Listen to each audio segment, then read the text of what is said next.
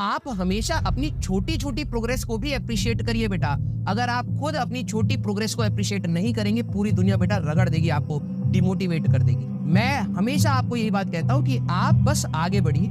आपका सबका ग्रोथ का रेट अलग अलग होगा। कोई बहुत जल्दी चीजों को समझता है, कोई धीरे समझता है। कोई गलत बात नहीं है यार। मैं मैथ्स में स्लो लर्नर था, लेकिन फिजिक्स और केमिस्ट्री में कंपैरेटिवली फास्ट लर्नर था। हो सकता है आप फिजिक्स आज पढ़ रहे हैं, आपकी फिजिक्स उतनी फास्ट लर्निंग की नहीं हो। तो मैं आपको बार बार ये समझाने की कोशिश कर रहा हूँ बेटा कि देख, तू अभी इस एग्जाम के रूट में आ चुका है। अब मैं तेरे को बोलूँ कि भाई तेरे को देख, तू स्लो लर्नर है, तेरा तो कुछ होना ही नहीं है, तो तू तैयारी छोड़ दे।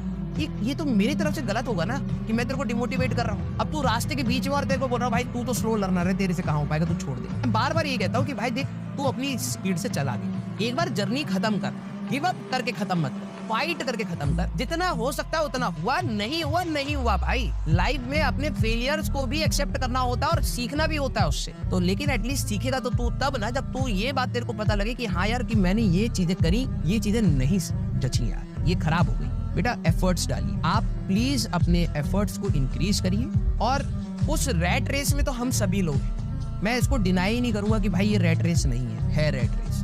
एक पॉजिटिव माइंड यही सोच सकता है कि इस रैट रेस में जो हम लोग हैं, इससे बेस्ट क्या निकाल सकते। बेस्ट हम लोग अपनी मेहनत निकाल सकते। हो सकता है विद टाइम बेटा आप में से कई सारे लोग इंजीनियर भी ना बनो। हो सकता है कोई सिविल सर्विस में चला जाए, कोई रिसर्च में चला जाए, कोई कुछ और करने लगे, कोई स्टार्टअप कर ले। लेकिन फ्यूचर में आपको क्या करना है, उससे ये थोड़ना है कि भाई मैं तो स्टार्टअप करना चाहता हूँ, मैं तो क्यों ही पढ़ूं। तो ऐसे तो भाई जब तू स्टार्टअप कर रहा होगा तो तेरे उस दिन कोई और एम हो जाएगा। समझ, तू एक कंपनी खोल रहा है, तेरा एम कुछ और हो गया, तो तू अपने स्टार्टअप में भी एफर्ट्स नहीं डालेगा बेटा।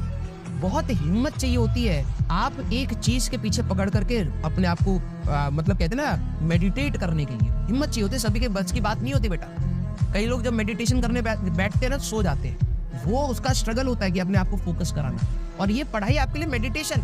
पूरी दुनिया बोले कि भाई रेट रेस है, ठीक है, मैं मानता हूँ रेट रेस है, लेकिन जब तक हमारा रिजल्ट नहीं आता, अभी के लिए हमारे लिए मेडिटेशन। ठीक है, दुनिया को हमें चूहा बोलना हो, कॉकरोच बोलना हो कि आप इस रेस में हो, उस रेस में भैया हाथ जोड़ रहे हैं, हम फंसे पड़े हैं अभी रास्ते में। हमें ना अपना ज्ञान एग्जाम के बाद दे देना, फिर बताना कि हमें क्या करना चाहिए। एक बार रिजल्ट आ जाए ना, फिर आप ही बैठना, हम आपको पकड़ के बोलेंगे भाई अब स्टार्टअप करवा तू हमारा, कहाँ से फंडिंग होती है, क्या होता है, क्या नहीं होता है। तब पकड़ लेना उन लोगों को। बहुत ज्ञान दे रहे थे ना कि डिग्री मैटर नहीं करती, ये मैटर नहीं करती, हो गया अब हमारा एग्जाम, अब ज्ञान दे और अब करवा जरा तू, तब भाग जाएंगे बेटा।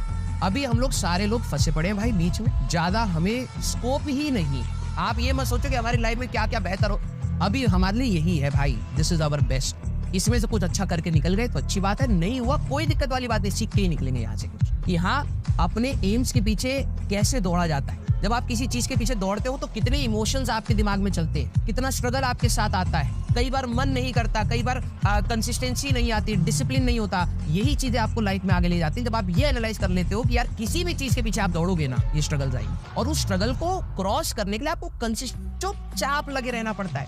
आप में से ना बेटा, जब आपका सिलेक्शन होगा ना, आप आइएगा जरूर मिलने के लिए। और मैं आपको अभी एक बात बोलूंगा, और प्लीज मेरे को जरूर बताना कि ये बात सच थी या नहीं थी।